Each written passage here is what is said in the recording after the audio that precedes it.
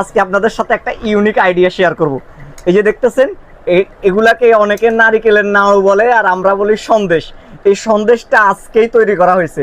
আমার এক বন্ধু সৌদি আরব থাকে, সে আমার জন্য নারিকেল পাঠাইছে, গুড় পাঠাইছে, চিনি পাঠাইছে। ওর নারিকেলের নাড়ু খাইতে খুব শখ হয়েছে। এখন এই নারিকেলের নাড়ুগুলো একটু আগে বানানো হয়েছে। তো এই নারিকেলের নাড়ুগুলো সৌদি আরব পর্যন্ত পাঠাইতে 2-3 দিন সময় লাগবে। তো যাতে করে এটা নষ্ট না হয়, অনেক দিন পর্যন্ত এটা রাখা যায়, সেজন্য একটা ইউনিক আইডিয়া দেখাবো কিভাবে আপনি অনেক দিন যাবত এই নারিকেলের নাড়ু ঘরে রাখবেন, নষ্ট হবে না। আপনি একটা পাত্র নেবেন, কাচের পাত্র হলে সব থেকে বেশি ভালো হয়। আমার কাছে কাচের পাত্র বাজারে পাই নাই, তাই আমি একটা প্লাস্টিকের পাত্র নিলাম। এটার মধ্যে আমি মুড়ি দিলাম, পর্যাপ্ত পরিমাণে মুড়ি এটার নিচে দিলাম। এই মুড়িগুলা শুকনা, এগুলো একদম তাজা ফ্রেশ শুকনা মুড়ি।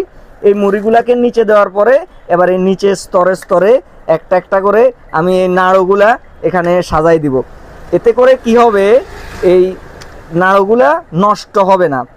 এই নাড়ুগুলার মধ্যে একটা নারিকেল পচলে যে গন্ধ হয়, ওই গন্ধটা হবে না। তো এইভাবে এই স্তরে স্তরে মুড়ি দিয়ে এই যখন নারিকেলের নাড়ুগুলাকে সাজানো হবে, তখন আর এই নারিকেলের নাড়ুগুলা গন্ধ হবে না, এগুলো নষ্ট হবে না। তো আপনারা এইভাবে আপনাদের বাড়িতে নারিকেলের নাড়ু সংগ্রহ করতে পারেন। আর নারিকেলের নাড়ু একসময় আমরা আমাদের বাড়িতে অনেক তৈরি হইতো, এখন আসলে এগুলা তৈরি করতে অনেক কষ্ট, তো তাই এখন আর তৈরি করা হয় না। তো এইভাবে আপনারা নারিকেলের নাড়ু সংগ্রহ করলে, এভাবে নারিকেলের নাড়ু রাখলে আর এটা নষ্ট হবে না। তো নিশ্চয়ই বুঝতে পেরেছেন। ধন্যবাদ সবাইকে, ভালো থাকবেন।